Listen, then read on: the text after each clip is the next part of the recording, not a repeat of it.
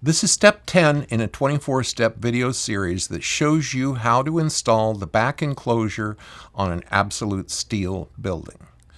Installing the back base rails. These parts will be in the package labeled back enclosure, so let's get that package opened up.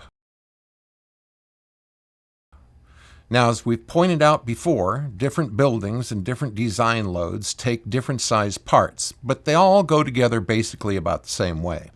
For example, a 40-foot wide structure uses a 2-inch by 3-inch back base rail, not a 2-inch by 2-inch back base rail.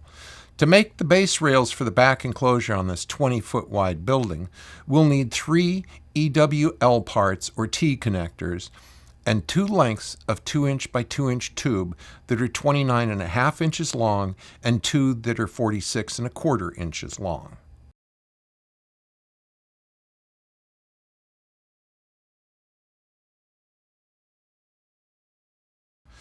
The installers in this video made reference marks on the concrete that are 5 foot on center to make sure the EWL brackets are in the proper position. Many of our buildings will have back enclosures with verticals that are 6 foot on center.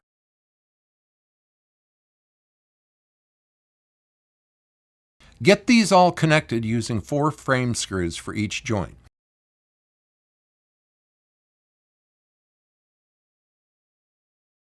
Use a CN flat bracket on each end to affix this to the end upright on the 2-inch by 3-inch base rails.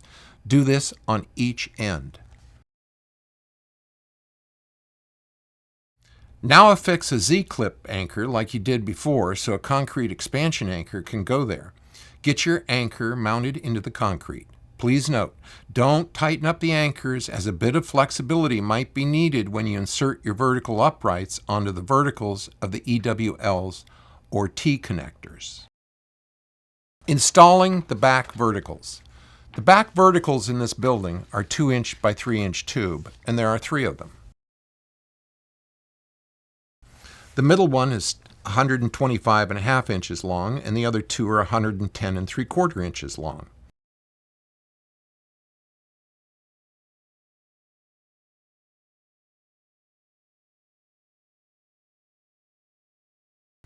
Attach a flat bracket at the top like you see being done here. Note, the flat brackets should go inside of the building. You don't want them on the outside because then when you put your panels, you'll have an uneven surface.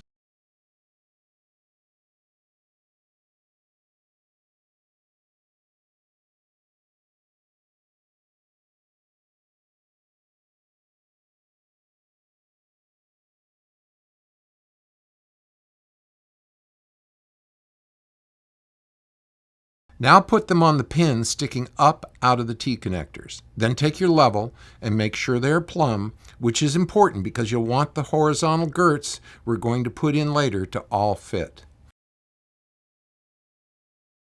Slide the tube up to touch the rafter, or in the case of the center one, to touch the peak. Use the frame screws to attach the flat bracket to the frame up on top.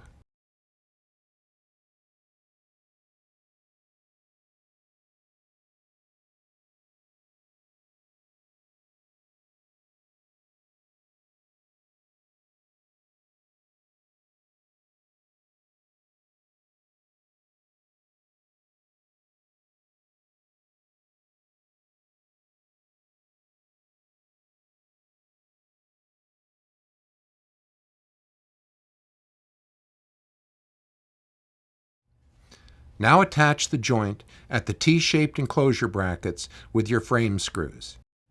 Now go back and tighten up your concrete expansion anchors.